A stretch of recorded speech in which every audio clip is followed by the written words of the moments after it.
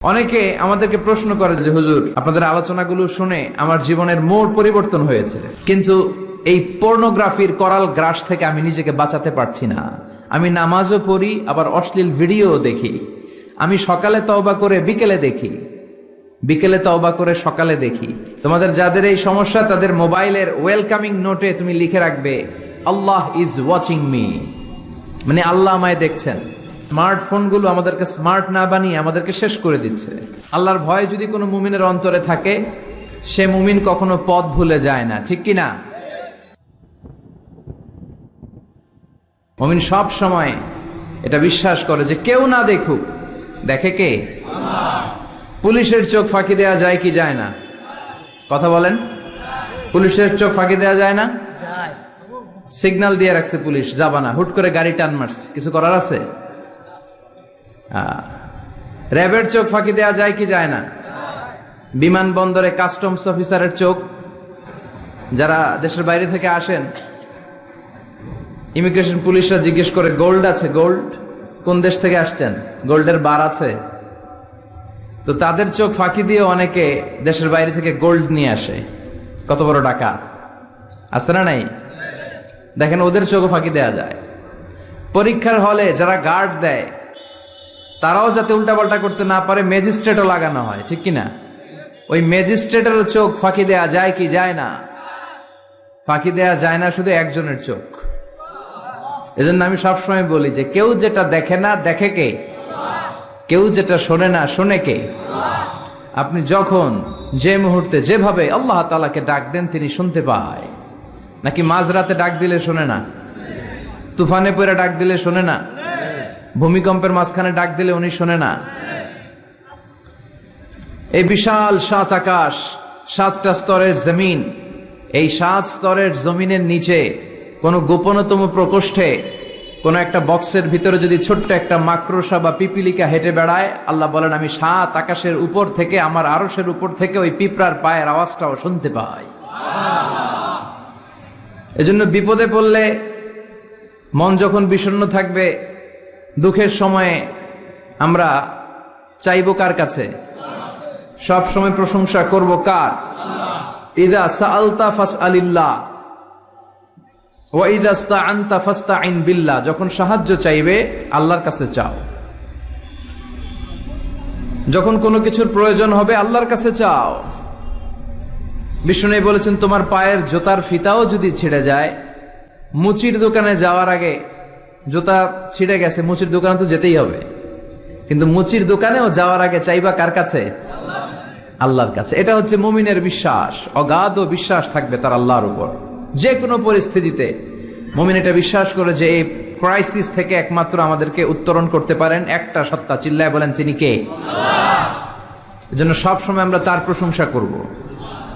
আল্লাহর প্রশংসা কি কম কম না বেশি বেশি? বেশি বেশি প্রশংসা করলে খুশি হয় কে?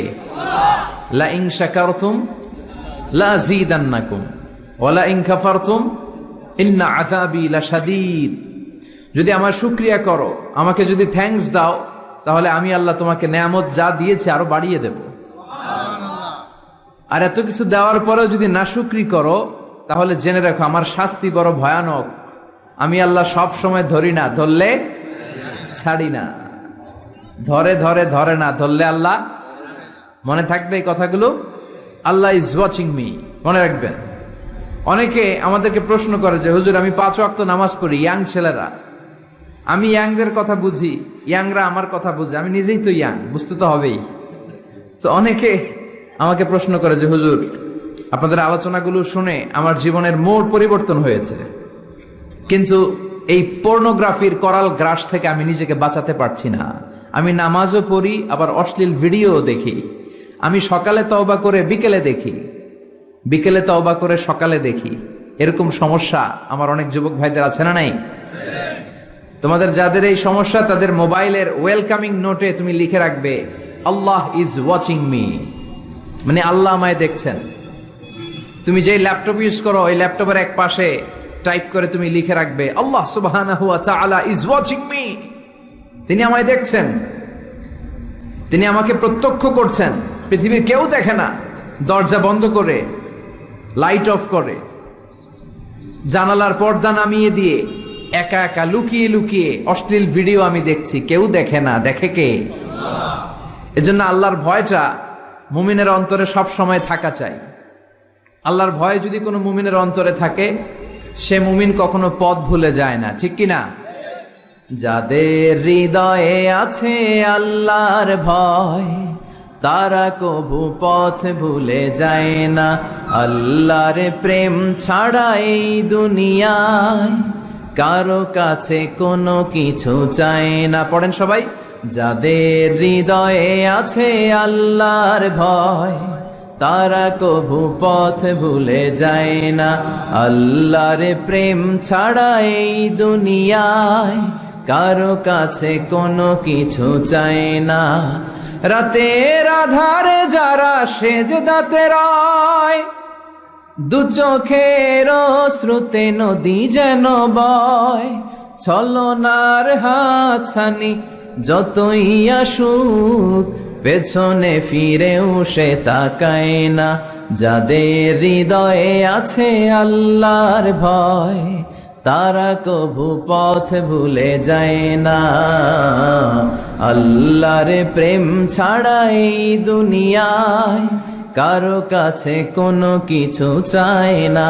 চিল্লায় বলেন ঠিক কিনা? আল্লাহর ভয় এটা অনেক দামি জিনিস। এটার নাম হচ্ছে তাকওয়াল্লাহ। এটার নাম কি? তাকওয়া।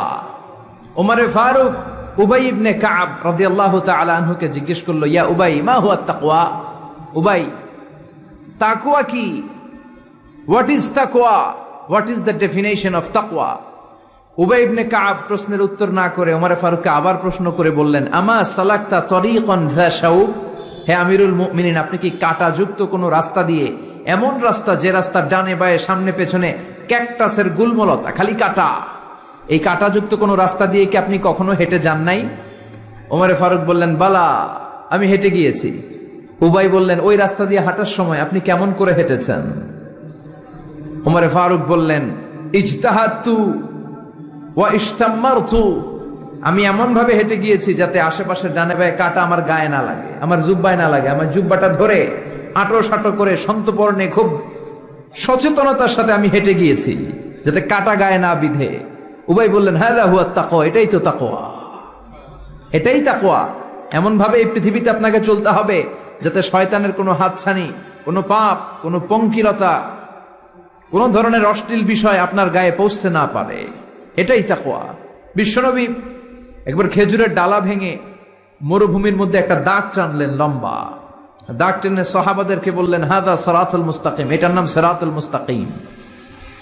তারপর ডানে বায়ে দুই দিকে অনেকগুলো ছোট ছোট দাগ কাটলেন, বললেন, হাদিহি সুবুলুশ শয়তান, ডানে বায়ের রাস্তাগুলো এগুলো শয়তানের রাস্তা।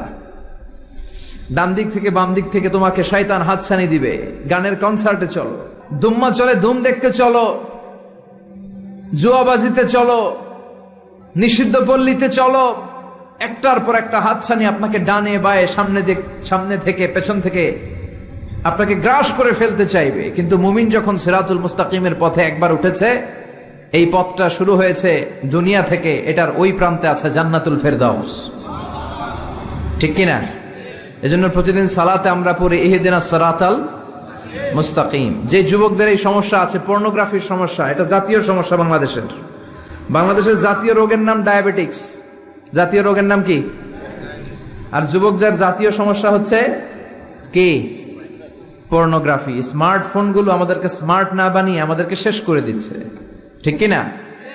এজন্য আপনার একটা শক্ত সিদ্ধান্ত পারে আপনাকে জান্নাতি বানাতে, আর আপনার দুর্বল সিদ্ধান্তটাই আপনাকে জাহান্নামী বানানোর জন্য যথেষ্ট। এজন্য মুমিন মাত্রই তাকে বিশ্বাস করতে হবে, আল্লাহ ইজ ওয়াচিং মি। কি বিশ্বাস করবেন? আল্লাহ ইজ ওয়াচিং মি, আল্লাহ আমায় দেখছেন। কেউ দেখে না, কারো দেখার দরকার নাই, কিন্তু আমার আল্লাহ দেখে, ঠিক কিনা? এটাই সবসময় মুমিনের অন্তরে থাকতে হবে। এটার নাম ঈমান, এটার নাম তাকওয়া। এই তাকওয়া নিয়ে যেন আমরা মরতে পারি, আল্লাহ তুমি তৌফিক দাও।